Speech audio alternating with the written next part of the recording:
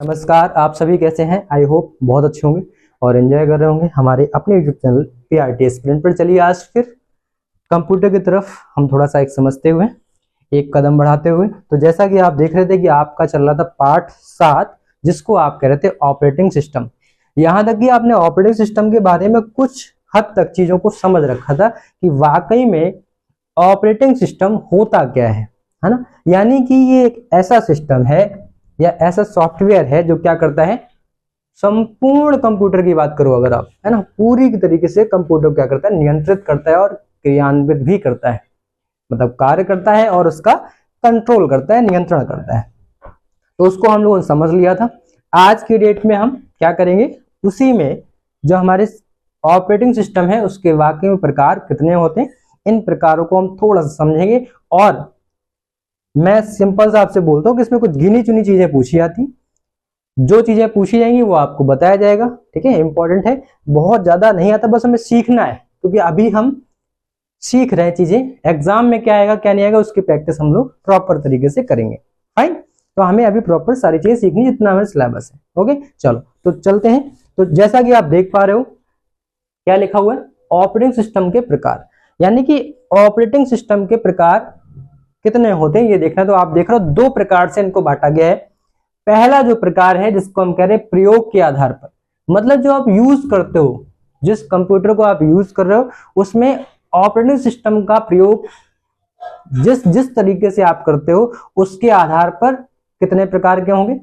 और दूसरा क्या डिवाइड किया, प्रोसेसिंग के आधार पर, जो उसमें प्रक्रिया चलती है, प्रोसेसिंग चलती है, जो आप इनपुट देते हो उसके बाद जो उससे आउटपुट मिलता है, तो इनपुट और आउटपुट के बीच का जो प्रोसेस है जिसको आप प्रोसेसिंग बोल रहे हो, कंप्यूटर उसमें क्रिया करता है। यानी कि कंप्यूटर उसमें कई सारे आपके जो आपके ऑपरेटिंग सिस्टम है, ऑपरेटिंग सिस्टम का मतलब उसमें कई सारे आपके एप्लीकेशंस होंगे, कई सारे उसमें आपने डेटा कोड दे रखा होगा, उसके थ्रू क्या होता है वो चीज क्रियान्वित होती है। जैसे उसमें क्या होता है, जैसे आपने बोला कि 2+2, तो कंप्यूटर को नहीं पता 2+2 क्या है, क्योंकि वो तो सबसे पहले उसको क्या करेगा, कन्वर्ट करेगा बाइनरी लैंग्वेज में, फिर उसके बाद उसका जो आंसर आएगा, जो प्रोसेसिंग होगा, जो प्रोसेस के बाद जो उसका उत्तर आएगा वो आपको देगा। तो उसके लिए प्रोग्रामिंग होती है प्रॉपर।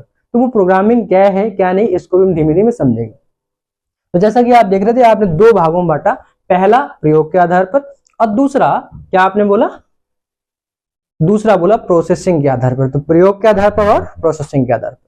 तो प्रयोग के आधार पर आपने पुनः इसको दो भागों में बांटा। पहला सिंगल यूजर ऑपरेटिंग सिस्टम, यानी कि आप इसी को बोल सकते हो कि सिंगल यूजर को आप अगर आप हिंदी में बात करते हो तो उसको बोलते हैं कि एकल प्रयोक्ता, एकल प्रयोक्ता ऑपरेटिंग सिस्टम। ठीक है, मैंने शुद्ध हिंदी इसलिए नहीं लिखी क्योंकि लगभग ये इंग्लिश के टर्म से यूज किया जाता है, बट हम लिख इसको हिंदी में रहे। ठीक है, तो क्या किया, सिंगल यूजर ऑपरेटिंग सिस्टम, और दूसरा है मल्टीपल यूजर ऑपरेटिंग सिस्टम, इसको बोलते हैं बहु प्रयोक्ता, प्रयोग करने वाला बहु प्रयोक्ता ऑपरेटिंग सिस्टम। ठीक है, जैसा कि नाम है वैसा ही उसका काम है, वैसी ही हमें परिभाषा लिखनी है, थोड़ा सा उसके बारे में बताना है, बहुत ज्यादा डीपली हमें नहीं करना है। चलो दूसरा क्या है, प्रोसेसिंग के आधार पर। क्या बोला, प्रोसेसिंग के आधार पर तीन प्रकार से हमने लगभग देखा, वैसे तो बहुत प्रकार होते हैं इसके, लेकिन जो हमारे सिलेबस है वो हमें मुश्किल से इतने ही पढ़ रहे हैं। ठीक है, लेकिन इसमें दो और ऐड करना चाहो तो कर सकते हो। उसके लिए क्या है, तो जैसे मैं बता रहा हूं, जैसे आपने लिखा ना सिंगल यूजर, ठीक है, तो उसी में आप अगर चाहो तो उसको आप यूज करो सिंगल प्रोग्रामिंग। तो सिंगल प्रोग्रामिंग ऑपरेटिंग सिस्टम यहाँ पे पहला नाम। दूसरा लिखा है इसमें मल्टी यूजर, तो वहां लिखना मल्टी प्रोग्रामिंग।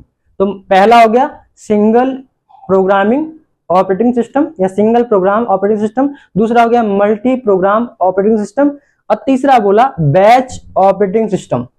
आ रही बात समझ में, नाम आप लिखना चाहो तो लिख सकते हो। ठीक है, बस में यूजर लगा हुआ है, ठीक, इस यूजर को आप हटा दो, वहां पे प्रोग्रामिंग या प्रोग्राम शब्द लगा दोगे, बस वो प्रकार बन जाएगा, प्रोसेसिंग के आधार वाले ऑपरेटिंग सिस्टम का प्रकार बन जाएगा। तो ये बहुत ज्यादा टिपिकल नहीं, बट ये मुख्य रूप से तीन पूछे जाते, इसलिए मैंने तीन लिखा हुआ है, तो आप समझ गए। तो पहला आप चाहो तो प्रकार लिख सकते हो सिंगल प्रोग्राम ऑपरेटिंग सिस्टम, ठीक है। दूसरा क्या हो जाएगा, मल्टी प्रोग्राम ऑपरेटिंग सिस्टम। तीसरा आपके सामने लिखा हुआ है बैच ऑपरेटिंग सिस्टम। बैच का मतलब एक, जिससे हम लोग क्लास में जाते हैं तो क्या होता है हमारा बैच, जैसे हमें जब बुलाया जाएगा कि वो फलाने बैच के, बैच मतलब इस सन के बच्चे थे, या इस सन में वो पढ़े थे, 2015-16 बैच के बच्चे, 2022-23 की बैच के बच्चे। तो जो बैच का मतलब समूह होता है, ठीक है। तो यहाँ इसका मतलब आपको समझाएंगे अभी क्यों रखा गया ऐसा नाम। दूसरा क्या है, टाइम शेयरिंग। अब टाइम शेयरिंग को अगर आप देखोगे तो कई सारी किताबों में इसको दो भागों में विभाजित किया है। पहला टाइम शेयरिंग, दूसरा real time sharing. Real time sharing में क्या होता है कि टाइम गैप नहीं होगा, जो आपका प्रोसेसिंग होगा उसमें एक प्रोग्राम जो आपने जो भी आपने प्रक्रिया दी, डेटा दिया है, उसका जो इनपुट गया उस पर जो प्रोसेसिंग हुई, आपने नेक्स्ट दे दिया तो उस पर जो प्रोसेसिंग हुई उसके बीच में बिल्कुल समय का अंतर नहीं रहता, मतलब एक के बाद एक प्रोग्राम कंटिन्यू चलता है ना। तो इसको हम क्या करें, रियल टाइम शेयरिंग। तो time sharing, real time sharing, और इसके बाद लास्ट बचता है मल्टी प्रोसेसिंग ऑपरेटिंग सिस्टम। जैसा जैसा आपको नाम समझ में आ रहा है वैसा ही इसकी डेफिनेशन और उसका काम है, इसमें कुछ भी अंतर नहीं आने वाला है, ठीक है। चलो, तो आपने ये बना लिया होगा, तो आई होप ये चीजें आपको इतनी क्लियर होंगी। इसके बाद हम लोग धीमे धीमे से आगे बढ़ते हैं। आप फटाक से नोट कर लो, फिर हम आगे चलते हैं, है ना। इतना नोट कर लो जल्दी से।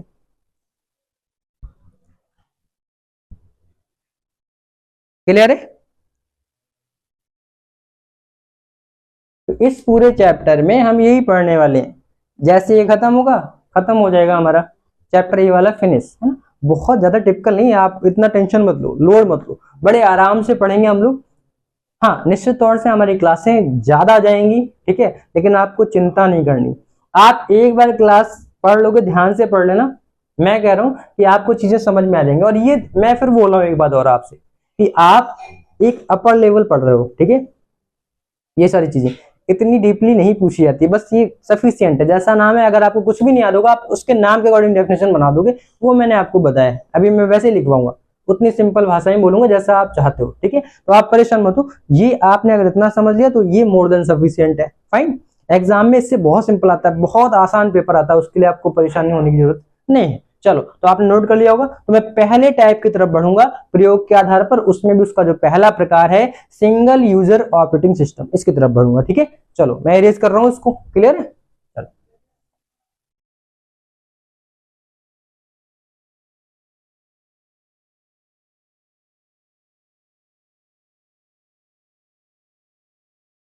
इसको मैं इरेज कर दे रहा हूं, ठीक है। तो पहले हेडिंग डाल लो आप, सिंगल यूजर ऑपरेटिंग सिस्टम, ठीक है।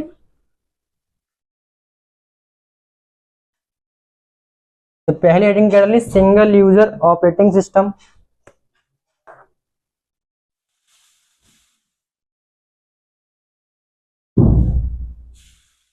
Single user operating system, operating system.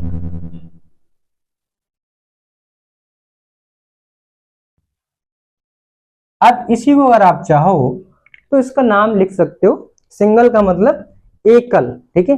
तो एकल प्रयोक्ता ऑपरेटिंग सिस्टम, इसको ऐसे भी हिंदी में बोलते हैं, ठीक है।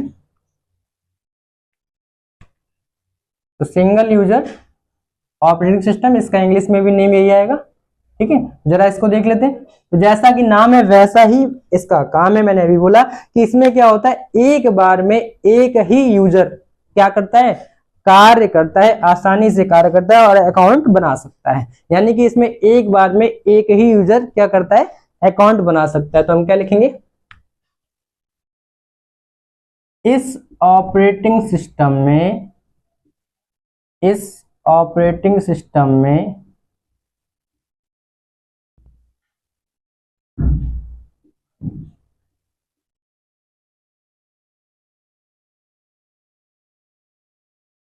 निम्न बिंदु है,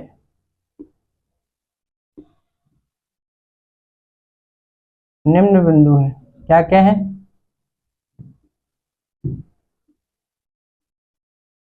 जैसा कि नाम है वैसे इसका काम हो जाएगा। तो पहला बिंदु क्या आ जाएगा,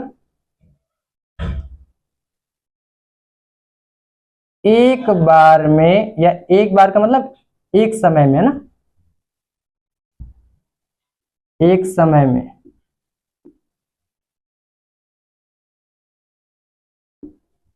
एक ही यूजर एक ही यूजर एक ही यूजर अकाउंट, अकाउंट का अकाउंट लिखते हैं ना, तो ऐसे लिख दे रहा हूं मैं अकाउंट, अब इंग्लिश में लिख लो, अकाउंट बना सकता है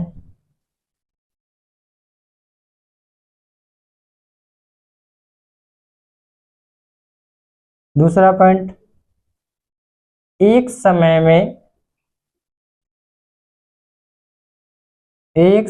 में एक ही यूजर कार्य कर सकता है, एक ही यूजर कार्य कर सकता है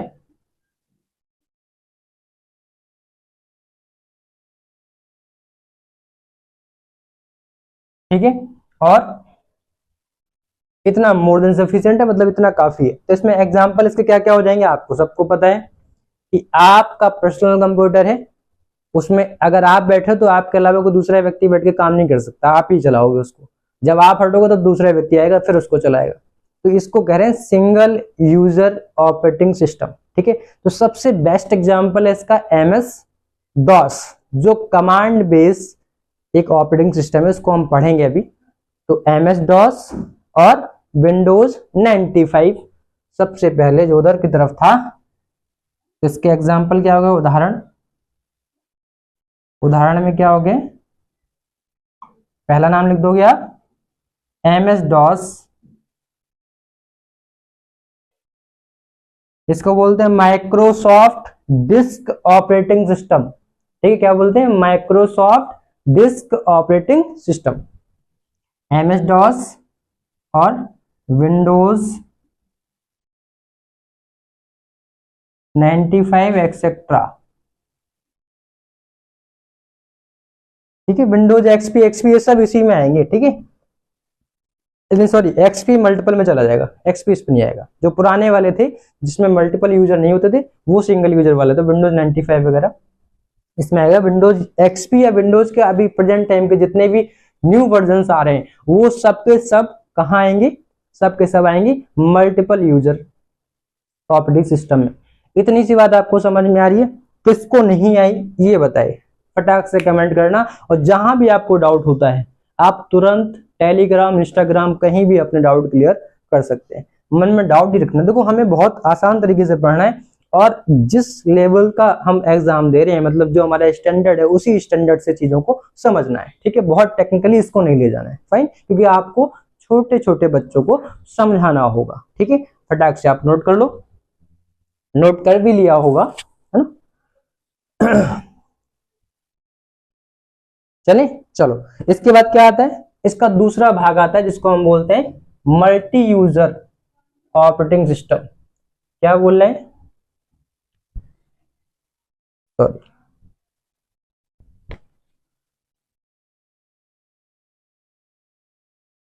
मल्टी यूजर ऑपरेटिंग सिस्टम।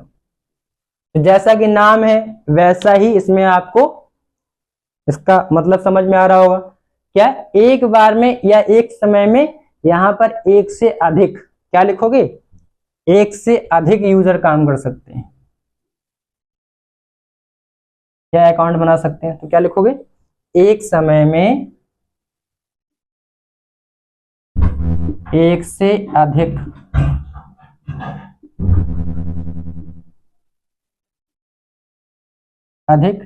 अब मैं नीचे लिख दे रहा हूं, ठीक है, यूजर को हिंदी में ऐसे लिख सकते हो, ठीक है, यूजर अकाउंट बना सकते हैं, मतलब एक बार में एक से अधिक यूजर हैं इस पे अकाउंट को बना सकते हैं, ठीक। दूसरा कि जब अकाउंट बनेंगे तो एक साथ कई सारे यूजर्स इसमें काम भी कर पाएंगे, यानी कि हम क्या कह सकते हैं कि इसमें एक साथ, या इसको थोड़ा सा बदल दो, इसके कर दो एक ही समय में, है ना, एक समय में, ये मैं इरेज कर रहा हूं, ठीक है, दूसरी लाइन को मैं थोड़ा सा अलग हटके लिखूंगा कि क्या है, इसमें प्रत्येक यूजर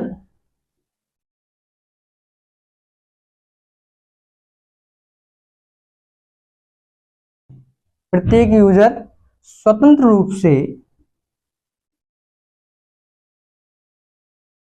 रूप से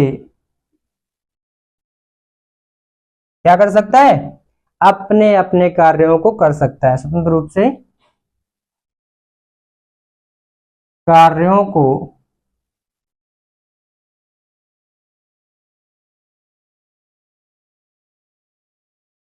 कंप्यूटर पर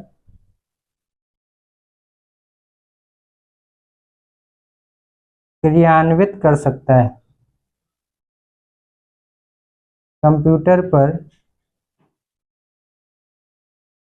क्रियान्वित कर सकता है।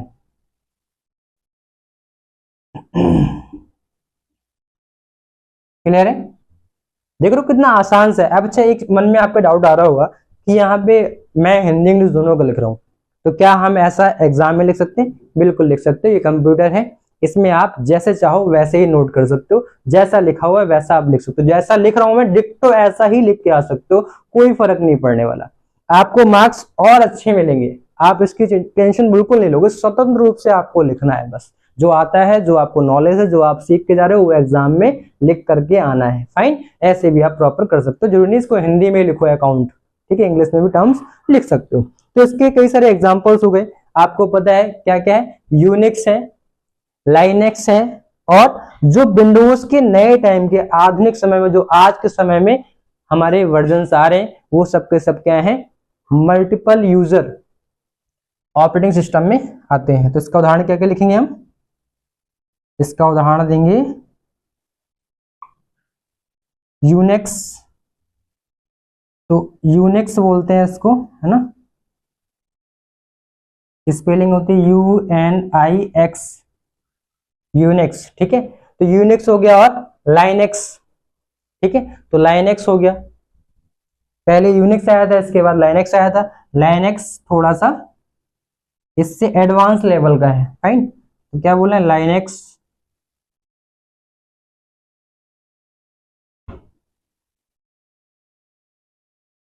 लाइनेक्स को बोलने LINUX होगा, UX होगा, लाइनेक्स।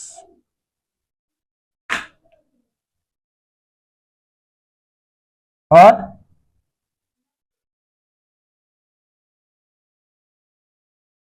विंडोज के नए वर्जन, विंडोज के नए वर्जन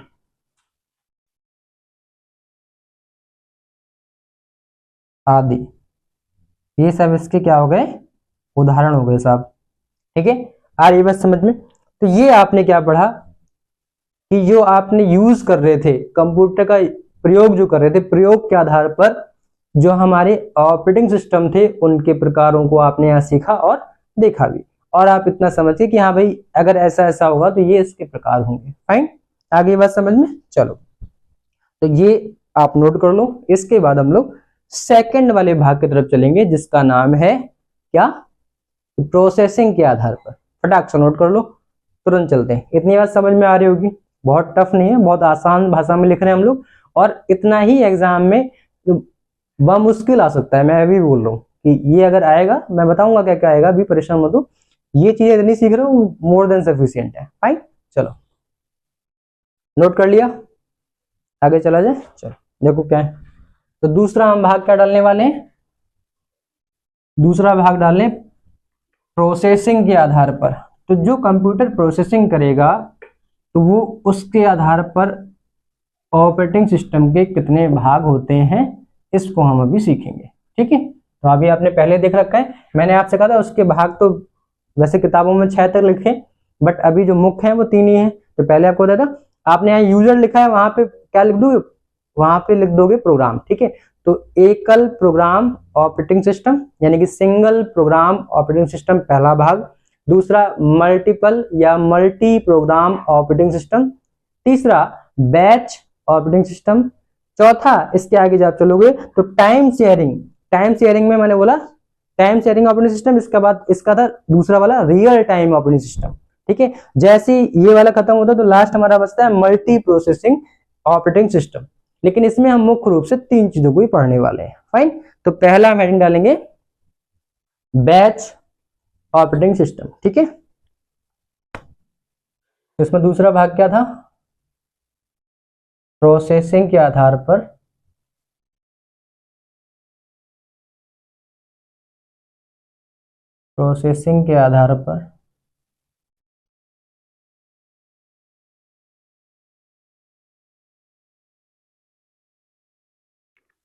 इसमें पहला पार्ट लिखेंगे बैच, और बैच का मतलब मैंने समझा दिया अभी आपको, समूह से है, बैच ऑपरेटिंग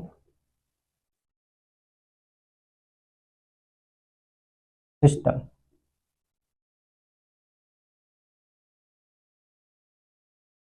ठीक है,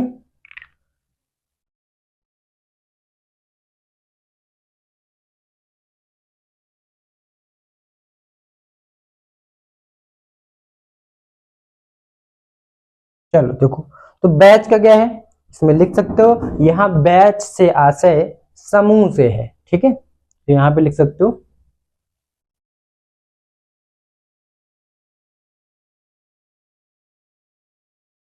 बैच का मतलब समूह,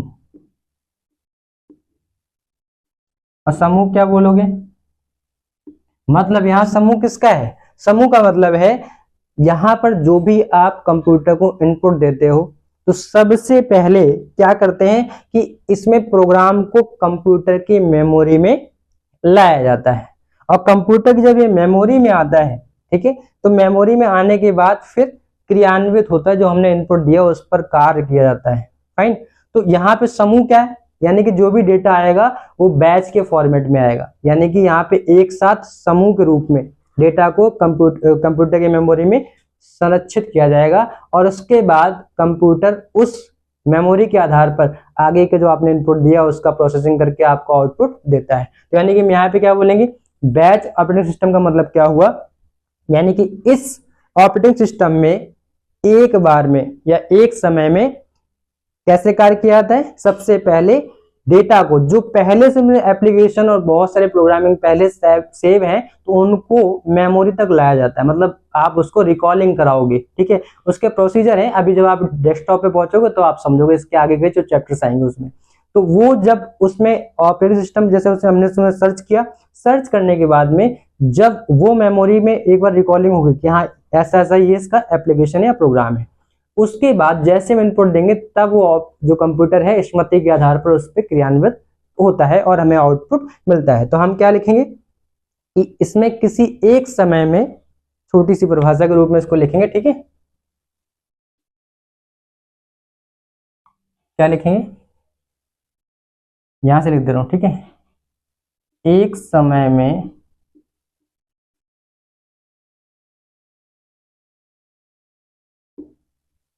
एक प्रोग्राम को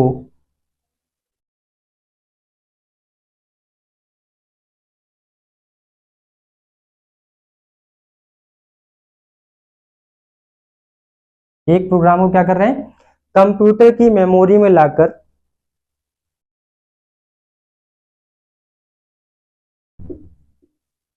कंप्यूटर की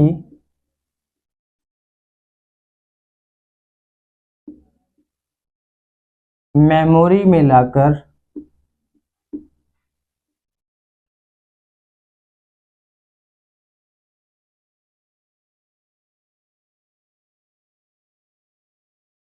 क्रियान्वित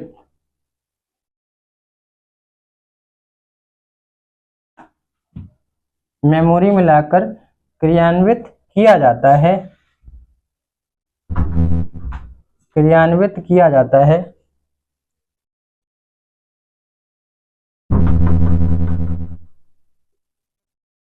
ठीक है, तो पहला काम क्या हो गया कि एक जो निश्चित समय है उसमें मेमोरी में ला करके हमने क्या किया, जो प्रोग्राम है, ठीक है, उसका क्रियान्वयन किया। ठीक, और इस तरह के प्रोग्राम द्वारा, इस तरह के जो भी प्रोग्राम होंगे, इसके द्वारा जो हम डेटा को ले रहे हैं वो डेटा क्या हो रहा है, अलग अलग जगह से या समूह में या बैच के फॉर्मेट में, मतलब कंप्यूटर में विभिन्न जो मेमोरी है उसके अलग अलग जगह से बैच के फॉर्मेट में, समूह के फॉर्मेट में एक जगह इकट्ठा होता है। ठीक है, तो हम क्या लिखेंगे, नेक्स्ट पॉइंट, इस प्रकार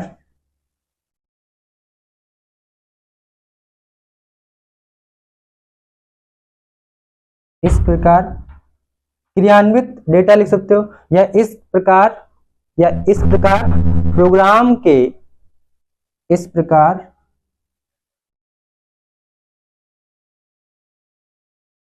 प्रोग्राम द्वारा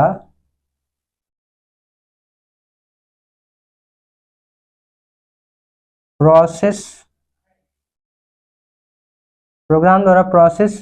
किए जाने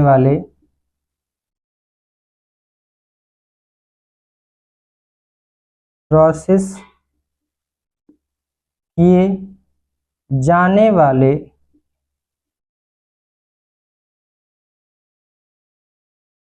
डेटा को अलग अलग जगह से समूह या बैच में इकट्ठा किया जाता है, अलग अलग जगह से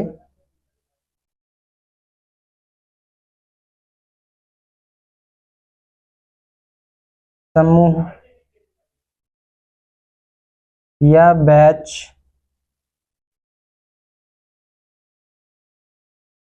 के रूप में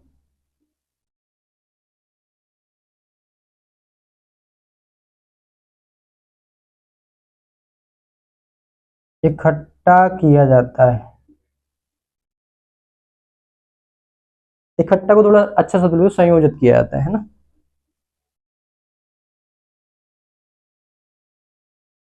संयोजित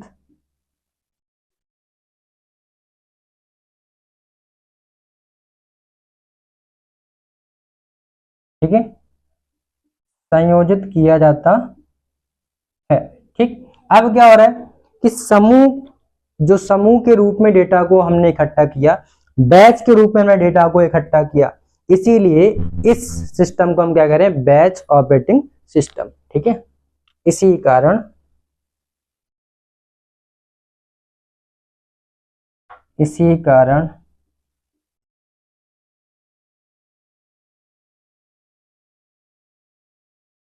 इस ऑपरेटिंग सिस्टम को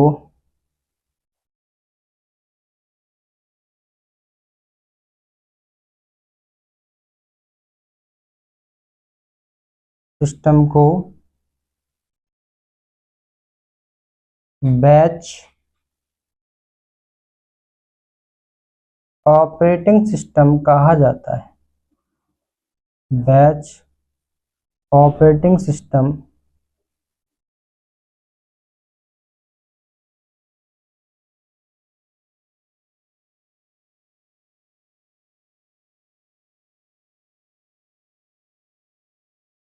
कहा जाता है। ठीक है,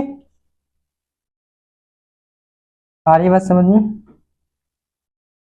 तो बड़ा आसान था, इसका नाम सीधा इसीलिए क्योंकि बैच या समूह के रूप में इसमें जो भी डेटा है कंप्यूटर की मेमोरी में जहां भी सेव था विभिन्न भागों से उसको ला करके समूह के रूप में इकट्ठा किया जाता है, इसीलिए इस ऑपरेटिंग सिस्टम को हम क्या कहते हैं, बैच ऑपरेटिंग सिस्टम। ठीक है, आ रही बात समझ में? तो इतना फटाक से नोट कर लो, फिर हम आगे चलते हैं। क्लियर? नोट कर लो।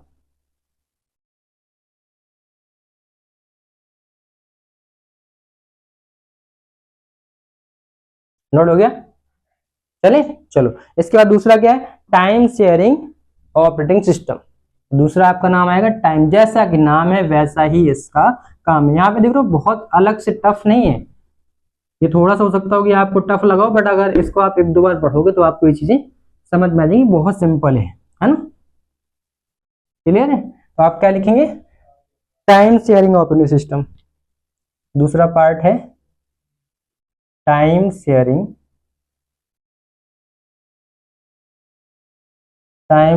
Operating system. Sharing operating system.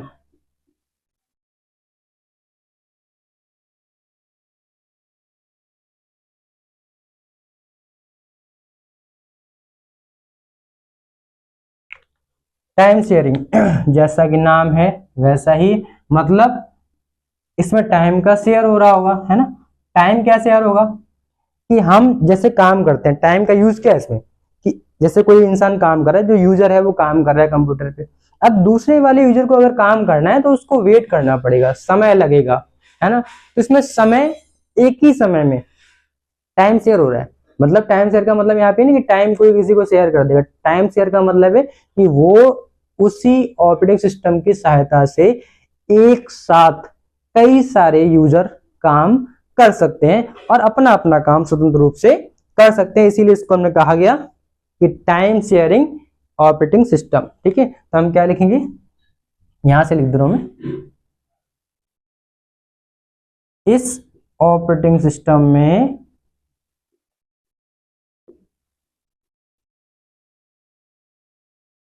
इस ऑपरेटिंग सिस्टम में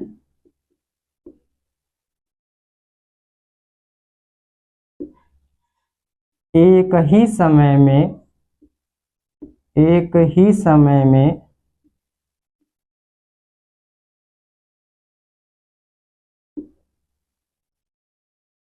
अनेक यूजर, है ना। एक ही समय में क्या करते हैं, अनेक यूजर, है ना। या अनेक की जगह विभिन्न लिख सकते हो, अनेक लिख सकते हो, कुछ भी लिखो, अनेक लिख दो, अनेक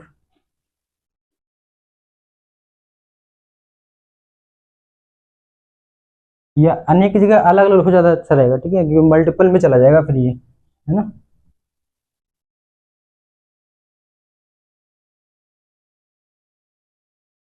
अलग अलग यूजर एक ही प्रोग्राम का प्रयोग कर सकते हैं।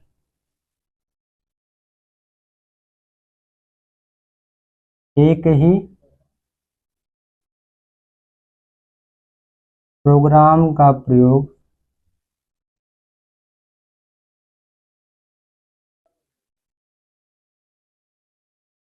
कर सकते हैं।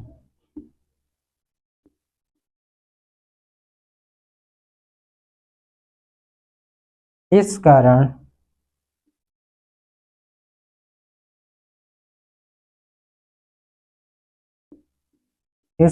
इसे टाइम शेयरिंग ऑपरेटिंग सिस्टम कहा जाता है।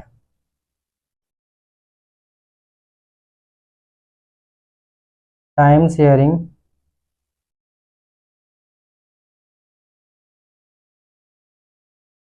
ऑपरेटिंग सिस्टम कहा जाता है।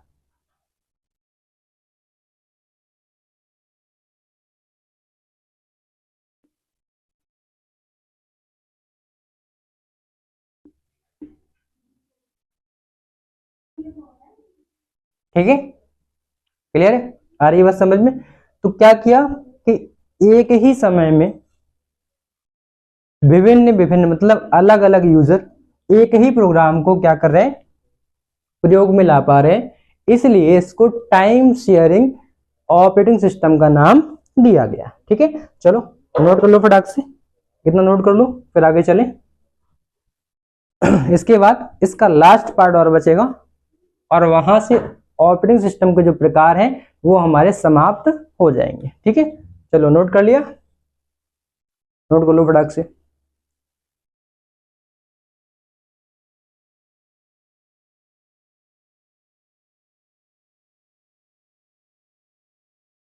ठीक है, आगे चला जाए, चलो। तो तीसरा हमारा क्या आ रहा है, उसको हम कह रहे हैं मल्टीपल या multi processing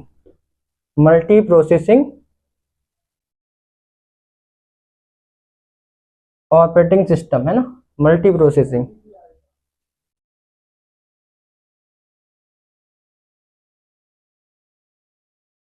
multi processing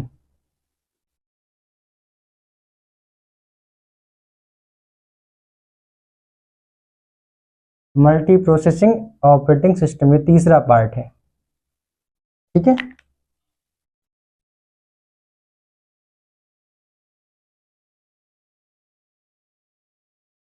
clear है। तो ये आपने, जैसा नाम है वैसा ही इसका काम है, मल्टी प्रोसेसिंग। प्रोसेसिंग कौन करेगा?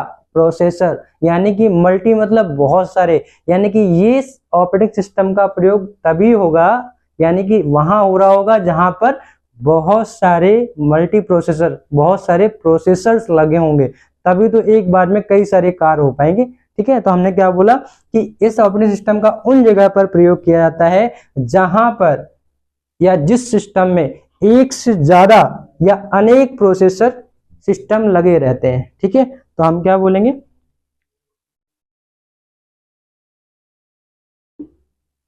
इस प्रकार के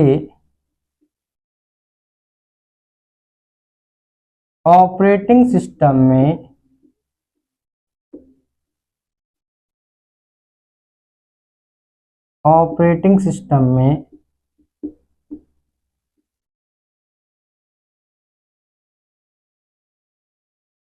एक से अधिक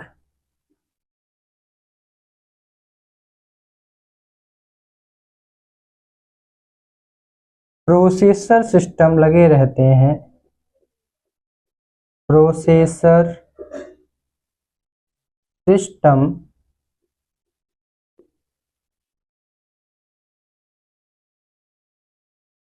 लगे रहते हैं,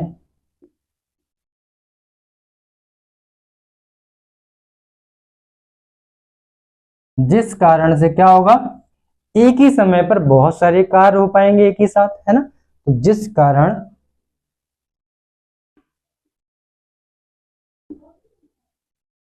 एक ही समय पर, एक ही समय पर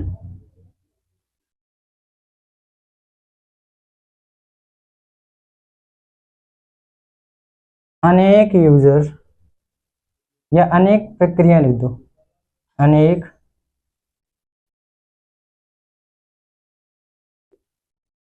प्रक्रियाएं कंप्यूटर पर क्रियान्वित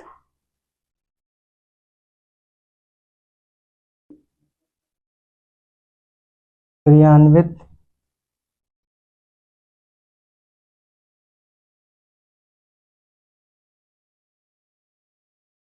हो पाती हैं, इसीलिए इसीलिए इसे मल्टी प्रोसेसिंग ऑपरेटिंग सिस्टम कहते हैं। मल्टी प्रोसेसिंग ऑपरेटिंग सिस्टम कहते हैं।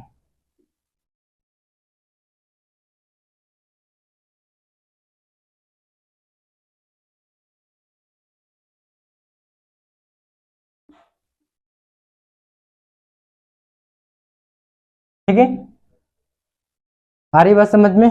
ठीक है, तो इसको आप नोट कर लो, और आप यहां तक चीजों को समझ चुके होंगे कि किस प्रकार से हमने क्या किया, इसके भागों को पढ़ा कि कितने प्रकार के होते हैं। फाइन, तो आप कुछ प्रमुख हमारे ऑपरेटिंग सिस्टम और हैं, उनको हम देख लेते हैं, और उसके साथ ही ये चैप्टर हो जाएगा हमारा फिनिश। ठीक है, तो आप नोट कर लो, फिर इसके बाद हेडिंग डालना कुछ हमारे प्रमुख ऑपरेटिंग सिस्टम। ठीक है, उसमें विंडोज,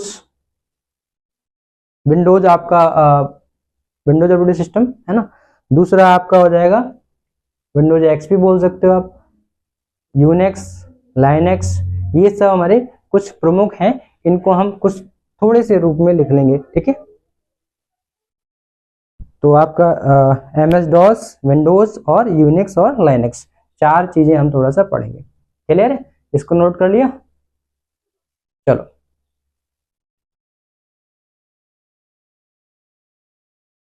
समझ गए होगे, है ना। ये हमारे प्रकार थे, और जिसको हमने अभी थोड़ा सा देखा। तो जैसा नाम है इसमें कुछ याद करने की आवश्यकता नहीं है आपको, जैसा नाम है वैसा ही इसके काम और इसकी परिभाषाएं हैं। अगर आपको याद नहीं होगा, इसके नाम भी पता होंगे, तब भी आप बड़ी आसानी से उनके नामों के आधार पर उसकी परिभाषाओं को बता दोगे। परिभाषा क्या, ये उसकी विशेषताएं हैं, इसके आधार पर आप चीजों को समझा सकते हो बस, है ना।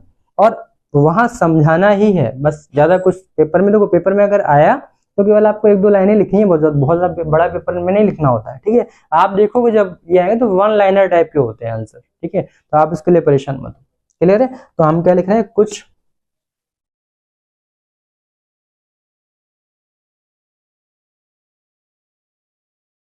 प्रमुख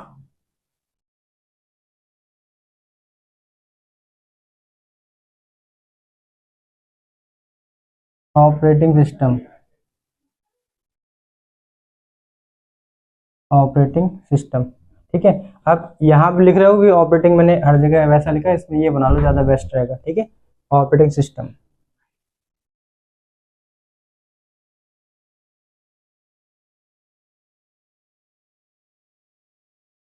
अच्छा मैंने कहीं लिखा नहीं होगा ना, तो हिंदी में थोड़ा सा रहता है, बट ऐसा लिख सकते हो। आ भी लिखोगे तो कोई फर्क नहीं पड़ेगा, ठीक है, क्योंकि वो इंग्लिश का वर्ड आप लिख रहे हो, ठीक है, हिंदी के फॉर्मेट में, तो उसमें आपको टेंशन नहीं लेनी।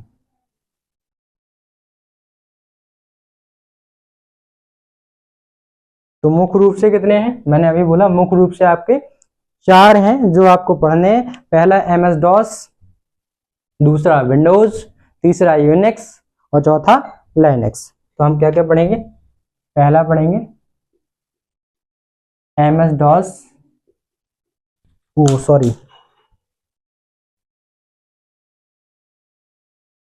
एक सेकेंड, सॉरी, चलो क्या लिखेंगे, MS DOS। आप लोगों का पढ़ने का मन नहीं है क्या, मार्केट गिर पड़ा है मेरे से, हैं? चलो MS DOS, दूसरा क्या हो जाएगा, विंडोज, तीसरा हो जाएगा यूनिक्स और चौथा हो जाएगा लाइनेक्स, ठीक।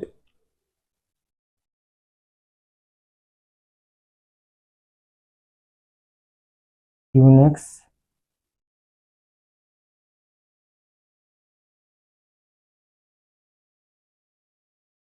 लाइनेक्स, ठीक है। तो यूनिक्स और लाइनेक्स हमारे ये 4 ऑपरेटिंग सिस्टम को मुख्य रूप से पढ़ने। इसका मैंने आपको नाम बताया था, माइक्रोसॉफ्ट डिस्क ऑपरेटिंग सिस्टम, ठीक है। इसके बाद विंडोज आप देख रहे हो आज के समय में भी चल रहा है, ठीक है। विंडोज 10, विंडोज 8, विंडोज 7 पढ़े हैं ना सब, देखे मतलब पढ़े क्या, देखे आपने सामने चलाया लैपटॉप, तो वो सब ये विंडोज के फॉर्मेट ही है, ठीक है। जितने आज के आ रहे हैं वो सब हमारे क्या है, विंडोज 11, विंडोज 12, ये सब चीजें क्या है, ये जितने भी हैं वो हमारे आज के समय के हैं, और जो आज के समय के वो हमेशा मल्टीपल यूजर होंगे, फाइन। यूनिक्स बहुत पहले बना था 1969 में, ठीक है। लाइनेक्स, ठीक है, 1991 में।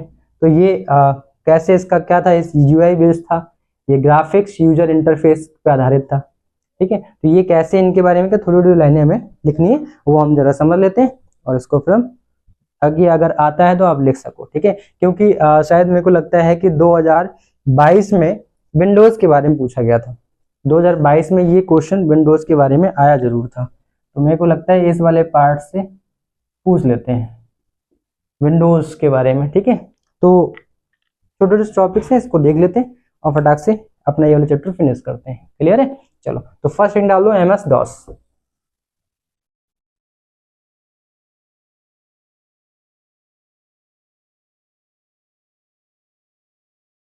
पहली हेडिंग क्या डाल लें, MS DOS, MS DOS। चलो तो क्या है MS DOS, तो आपको पता है इसका जो पूरा नाम क्या हो गया, माइक्रोसॉफ्ट डिस्क ऑपरेटिंग सिस्टम। अब डिस्क क्या करती है, घूमती है, जैसे जैसे आएगी प्रकाश उस पर पड़ेगा वैसे वैसे वो रीड करेगा। तो यानी कि यहाँ पे डिस्क नहीं कोई घूम रही है, यहाँ पे क्या लगाना है, यहाँ इसका मतलब ये है कि आप जो भी कमांड दोगे ठीक है। उस कमांड के आधार पे वो आपने कमांड टाइप किया, फिर आपको उसका आउटपुट मिलता है। तो यहाँ पे ये थोड़ा सा टफ ऑपरेटिंग सिस्टम था। इस पे आपको टेक्स्ट के फॉर्मेट में, आपने देखा होगा उसमें लिखते हैं सी कॉलन सेमीकोलन बनाते हैं, तो यू आते हैं, उसमें कमांड आपको टेक्स्ट के फॉर्मेट देनी पड़ती है। फिर आप जो कमांड दोगे उसका उत्तर उसके नेक्स्ट लाइन में आएगा, फिर आप नेक्स्ट कमांड लिखोगे, तो ये लिखना पड़ता था। इसमें जो भी आप इनपुट दोगे कमांड के फॉर्मेट में, टेक्स्ट के फॉर्मेट में आपको लिखना पड़ता था। इसलिए ये कहीं ना कहीं जितने भी हमने पढ़े उन सब में टफेस्ट आपका ऑपरेटिंग सिस्टम है। तो इसलिए बहुत पुराना हो गया, लेकिन सबसे ज्यादा प्रयोग करने वाला MS DOS ही है, जो संपूर्ण विश्व में सबसे ज्यादा प्रयोग किया गया, क्योंकि ये कहीं ना कहीं सबसे पहले उस समय की जरूरत के आधार पर मुख्य ऑपरेटिंग सिस्टम के रूप में रहा है। ठीक है, तो हम इसको क्या लिखेंगे, सबसे पहले इसका पूरा नाम, तो क्या लिखेंगे, इसका पूरा नाम क्या है, माइक्रोसॉफ्ट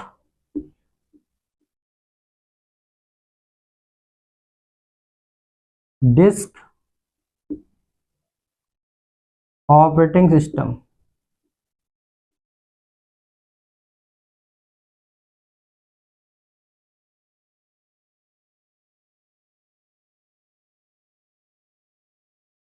ठीक है, क्या नाम है इसका, माइक्रोसॉफ्ट डिस्क ऑपरेटिंग सिस्टम, इसका पूरा नाम है। यानी कि दूसरा इसमें लाइन क्या लिख सकते हैं कि ये सर्वाधिक प्रयुक्त करने वाला ऑपरेटिंग सिस्टम है। तो दूसरा पॉइंट क्या लिख देंगे, यह है सर्वाधिक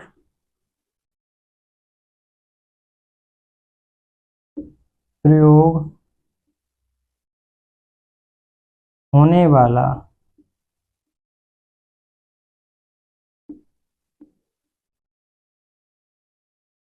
ऑपरेटिंग सिस्टम है।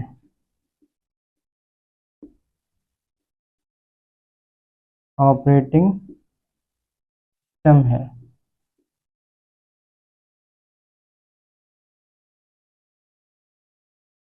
ठीक है, अब हम क्या लिखेंगे, अगर हम इसके आगे बात करते हैं तो ये हमारा जो सिस्टम है वो कैसा होता है, क्योंकि डॉस जो है वो डॉस आधारित जो भी हमारा कंप्यूटर होता है वो क्या करता है, वो जो भी कार्य करता है उसमें इनपुट के लिए सब कुछ हमें टेक्स्ट के फॉर्मेट में कमांड देनी पड़ती है। यानी कि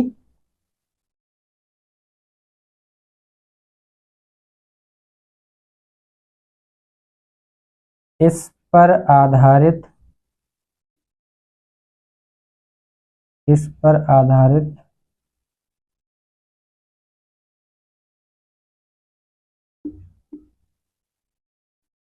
कंप्यूटर में इनपुट हेतु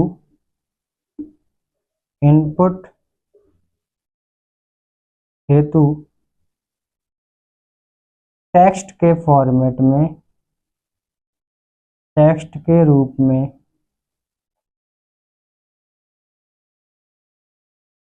लिखकर, टेक्स्ट के रूप में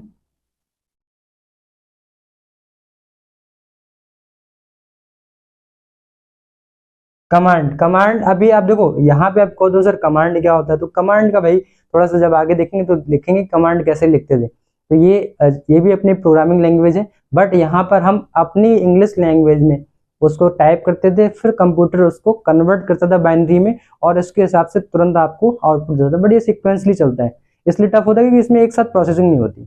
आप कमांड दोगे, उसका नेक्स्ट उत्तर, फिर आपने कमांड दिया, फिर नेक्स्ट उत्तर, तो ये आपको आउटपुट सिक्वेंसली मिलता जाता था, है ना। तो कमांड इस पर आधारित कंप्यूटर में इनपुट हेतु टेक्स्ट के रूप में कमांड देना होता है। ठीक है, क्या करते हैं, जो कंप्यूटर में इनपुट हमें जो भी देना होगा वो हमें क्या करना पड़ेगा, कमांड के रूप में देना होगा। इसलिए अब ये बहुत साधारण तो होगा नहीं कि हमने हेलो बोला हो गया, अब हेलो के लिए कमांड प्रॉपर टाइप करना पड़ेगा। ठीक है, सी सेमीकोलन डबल स्लैश फिर कमांड पूरा, तो ये अपने आप में कठिन होता था, इस पर कार्य करना साधारण नहीं था, थोड़ा सा कठिन था। तो एक लास्ट पॉइंट हम लिख रहे हैं, इस पर कार्य करना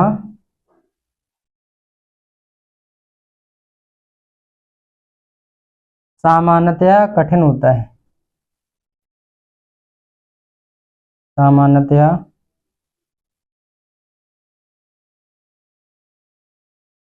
कठिन होता है।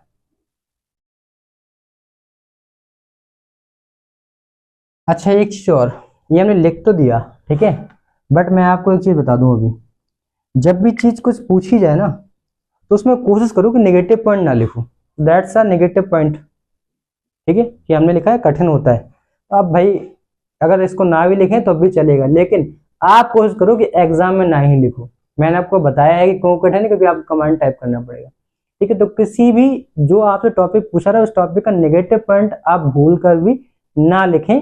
अगर आपको किसी चीज के बारे में पूछा जाए, इसका नेगेटिव फीडबैक क्या है, इसमें क्या कमियां थी, आखिर में क्यों अब प्रयोग में इतना नहीं है, तो उसका लॉजिक तब बताओगे कि भाई इसमें कमांड टाइप करना पड़ता, टेक्स्ट के फॉर्मेट में लिखना पड़ता था, तो हमें प्रॉपर वो प्रोग्रामिंग लैंग्वेज भी आनी चाहिए, यानी कि जो कमांड है एटलीस्ट वो तो हमें पता ही होनी चाहिए, तब हम उसको प्रॉपर वे में लिख पाएंगे। तो वो थोड़ा सा कठिन था, ठीक है, इसलिए इसका प्रयोग अब थोड़ा कम हो, क्योंकि अब आज के समय में एआई बेस्ड चीजें आ गई। हमने यहाँ से बोला, अब तो कंप्यूटर में बोला हेलो, अब तो वो आता ना क्या बोलते, हेलो सीरी फलाने को कॉल लगा दो, तुरंत सीरी ने कॉल लगा दिया, तो ये एआई बेस्ड है ना। तो दैट इज, अब तो हमें टाइप भी नहीं करना पड़ा, बैठे बैठे बोल रहे हैं कि हेलो सीरी एसी ऑन कर दो, तो एसी ऑन होगी, ठीक है, हेलो सीरी लाइट ऑफ कर दो, लाइट ऑफ होगी, वॉट एवर। तो ये सब चीजें क्या है आप देख रहे हो, तो सब एआई बेस्ड है, ठीक है। तो ये उस समय नहीं था, तो अपने में टफ तो हो गई, अब आसान हो गया, तो कोशिश करें इसको ना लिखे, मैंने एस्ट्रिक बना दिया इसलिए, फाइन। तो इतना नोट हो गया, दैट इज सफिशिएंट, फिर बोलो मैं, इतना काफी है, ठीक है, अगर आएगा तो क्लियर। मैं सोच रहा हूँ आज के लिए इतने रखूं, ठीक है, और इसके बाद इसके 3 बचे हैं वो हम लोग कर लेंगे, और ये चैप्टर हो जाएगा फिनिश, ठीक है। चलो स्वस्थ रहो, मस्त रहो, पढ़ते रहो, थैंक यू, धन्यवाद, ठीक है।